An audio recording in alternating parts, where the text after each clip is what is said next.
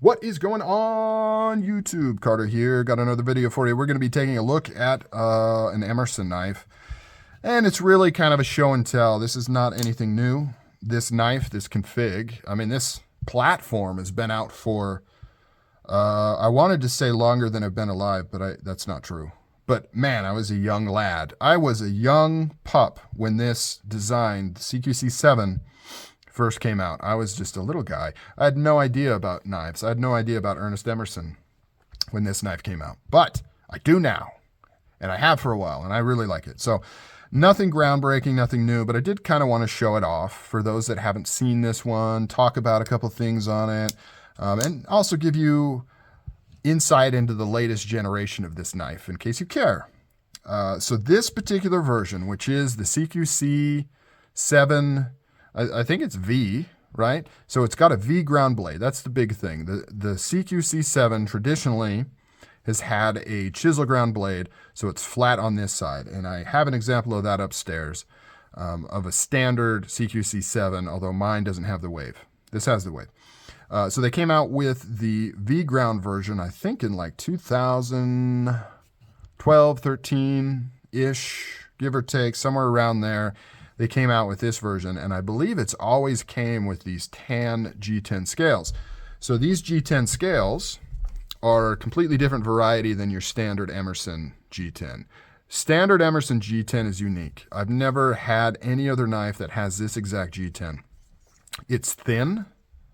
You can see, I mean, the actual G10, let's see if we can get it, is thinner than your normal block of G10, and it has a completely different texture on it. It's a much finer texture than kind of this regular G10 almost has a kind of a je ne sais quoi, kind of a brick pattern to it, right? And so this is the kind of G10 you'd see on like Striders and a lot of things. And then you have Spyderco G10, which is closer to Emerson G10, just not as aggressive. And so you have the Emerson, you get that weird like pattern with the light, which is kind of cool, like those stripes. I've always found that kind of interesting. As you wear it and it gets smoother, that starts to go away. But it's different. It's different than any other G10 I've seen. You can see the Spyderco is much finer. But this uses kind of more traditional brick style, thicker G10. So the biggest thing that I can say on this knife, like if you're thinking about getting it, and that other people have noted, is Emersons are pretty chunky in terms of blade thickness as is, because they use really thick washers. They've got reasonably thick blade stock. They've got liners in the G10, so they're pretty wide. So then you add this kind of standard G10 on top of all that without adjusting anything else, and it is a chunky, chunky boy in the handle, right? Like it is really thick. It is very bricky. And it does kind of like, it doesn't bother me a ton, but I do kind of notice that the blade seems thin compared to how chunky the handle is. And you're going to get this on any of this style. So you'll find they call them like the Jungle line, Jungle Commander, Jungle 7, Jungle 8, where they do green in the same style of G10. And it's going to get the same thing where it's nice and chunky and thick. The 7, I think, is more apparent, maybe just because of the type of blade. The blade on the 7, in my opinion, is a little proportion to the handle. It's always seemed a little small. It's a little short and it's a little narrow for how big the handle is. And then when you add the width to it, it does kind of, it's a long way to say the handle's chunky. So keep that in mind if you want to get it. So this has the Thunderstorm finish, which is relatively new in the Strider world, which, by the way, I'm going to be doing another video on this. But here, I got a cough, one sec. And I'm back. I've been doing too many videos. My throat's dry. Should have grabbed a drink. So, I'm going to do another video on this. There was some debate on how they are producing this finish. I always said it looked like a cold blue with maybe a stonewash or something on it. Other people have said it's PVD or DLC. I don't see that being the case. Emerson doesn't really do expensive finishes. DLC is pretty pricey. So I always thought it was a cold blue. And for the most part, I think I proved that. So with these serrations, man, I love serrations now. Talk about 180. I used to hate them. Now I really love them. With these serrations, they grind on this side.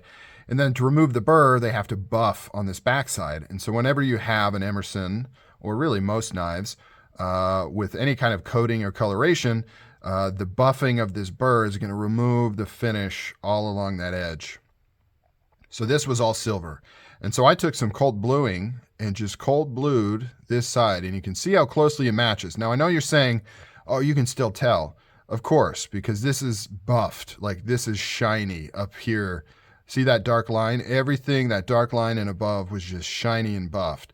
Whereas this finish is more ground, and then they did the stonewashing. So it's not going to match perfect, but you can see the color tone is pretty much the same. So and I'll show you, I've got a mini Commander coming with serrations and a thunderstorm finish here soon. And I'll probably do a video showing how to like color that in if you want to with a bluing pen. But that pretty much 99% confirms that I think that's what this is. They take these blades, they throw it in bluing compound, which is something I see Emerson doing. It's very cheap compared to other finishes. You basically have a vat of the chemical and you just throw them in there, let them sit, take them out, stonewash them, boom, you're done. I could see them doing that quite easily. Tonto blade, right? So a lot of people don't love it. They don't think a Tonto blade is a very utilitarian type blade. I get that, makes sense. However, you've got to admit Emerson was one of the early people to do a Tonto blade on a knife like this. He's been doing this knife for a long time. And when it first came out, it was pretty new and exciting, right? It was like a samurai sword folding knife. And that was pretty cool. So I do have to give some appreciation for him just using this design and kind of, I don't know if I would say popularizing it. You could maybe make that argument, but he definitely was one of the early adapters of this for a fairly common blade shape that we see now, the Tonto style, whether it's American or Japanese Tonto style. He kind of did this early on, so that's pretty cool. Handle shape is pretty standard, right? Nothing to speak about so much, but it works good. You can see this lip right there. It wraps around your hand, and then you've got your finger that comes up into this little choil, gives you extra grip. Put your thumb up here, put your thumb back here, depending on what you're trying to do, or just hammer fist it. Works pretty well in reverse grip, not as comfortable, because your pinky kind of doesn't ride in that same position as well. Now, in terms of Emerson ergonomics, this is not the top contender. It's good, it works, but it's not as good as, say, the CQC-7v, which is extremely ergonomic. But, this is an earlier design. This is one of his first tactical style designs. This is based off of the CQC-6, which is the famous, what launched Ernest Emerson into the tactical knife world was the CQC-6 that he did for SEAL Team 6. They wanted a knife that was corrosion resistant, and so he made customs for them.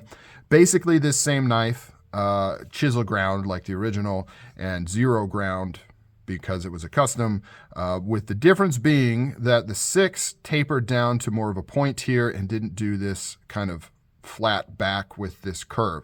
So the 7 is basically the same-ish design, just with a different back end. The 6 is very highly revered, and you can't get there's not a production version of the 6. Very hard to get custom versions of it. Pretty renowned, pretty revered. But the 7 is a very close version, right? It's essentially the production version of the 6. Little history there as far as Emerson's go. So this was kind of more or less the design that launched Emerson into the tactical world, barring the changes to the back here. So it was kind of an earlier attempt, so he's only gotten better at kind of ergonomics and design since then. But it also speaks to the strength of Emerson that this knife, early knife, is still very popular, still being made, and people are still buying these and still love these. So pretty cool.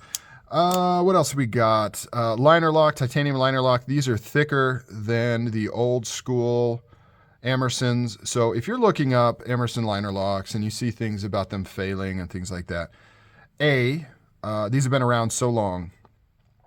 They've sold so many of these over the years, right? Like Emerson's never pushing giant numbers year by year, but he's one of the OGs. So the amount of people that have had Emersons go through their hands is a lot. So you're always going to hear more about a brand like this than something like this, right? Relatively new company. There's not as many of these out there, not as many people using them. But also, my point also is that he's improved the design, he's improved the lock strength, he's improved the lock thickness since some of these earlier models. So just saying, you got to look into some of these things that people talk about in terms of failures or issues with Emersons. They may be talking about the older, thinner liner locks. So nice, thick liner lock on there, standard stuff. This has the silver standoffs, the bigger standoffs that is being used primarily now. You'll still find some of the older standoffs here and there, but for the most part, most modern, newer Emersons are going to have that. Pocket clip, which hasn't changed much other than superficial stuff. For example, it's more subdued now. The Emerson logo is not kind of stark in your face like it used to be. It's just kind of milled in there. You can read it if you want to read it, or from a distance, you don't really notice it. But the overall shape, it's very functional, but hasn't changed. Three connector system, very robust, very strong. I've never had an Emerson clip fail. It's also not very noteworthy, right? It's not cool titanium milled or anything. It's just stamped steel. But it works, and that's Emerson knives, right? They're meant to be workhorses. They're meant to be used, and if anything happens to them, you send them in, they fix them, they send it back. So good stuff. CQC-7 with the V ground blade. If you've ever wanted a 7 but didn't like the flat ground or the chisel ground blade, this is the one for you. I am curious to see if the standard 7 scales fit on here. I would suspect that they do, because even if you look at the hardware, all they've done is just inset them deeper to account for the thicker scales. So I would imagine that my standard black CQC-7 scales would fit on here, and it may be fun to do a swapsy, just because, just to make it a little bit different. You know, I could do that. We'll see. I don't know. All right, guys, that's it. Emerson CQC-7 with the V ground blade. Cool, classic design. It may not be for you, but I think it's cool. And I like the way that thunderstorm finish works with the coyote tan. Looks really good. Let me know down below.